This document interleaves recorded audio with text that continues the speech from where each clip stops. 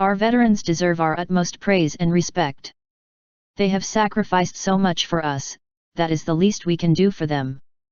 Unfortunately, as veterans get older, many of them get forgotten and the respect starts to fade away.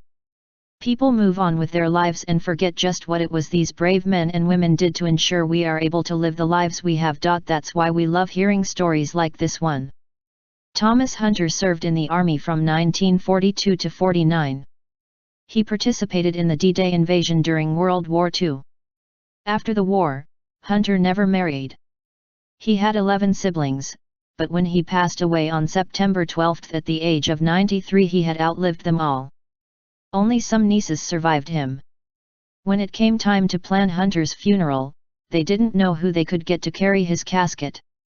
Brian Price, the funeral director at Southern Funeral Homes in Winfield, Louisiana, decided to contact local football coach Lynn Bankston to see if any of his players would be willing to help out. Bankston knew just the young men. He asked players Matthew Harrell, Brett Jurek, Justin Lawson, T.J. Homan, Christian Evans, and Lee Estee if they would be willing to step in for this man and his family. Every single one of them gave a resounding yes. These are all young men who are leaders in our program and our community, Bankston said. They know the sacrifice Mr. Hunter made and it meant something to them. On the day of the funeral, the 6 teens arrived in uniform, their football uniforms. The kids asked if it was appropriate for them to wear their jerseys, and I said absolutely it was, because you and this program stand for exactly what Mr. Hunter stood for when he was serving this country, Bankston said.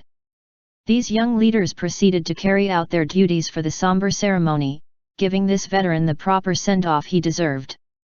In a speech on the House floor Monday, U.S. Representative Ralph Abraham praised the young men's actions. They didn't know this man, but they knew that every veteran deserves to die with dignity and be honored for the sacrifices he made in defense of this nation, Abraham said. I think the actions of these young men speak volumes about what's truly important: country, community, family, God.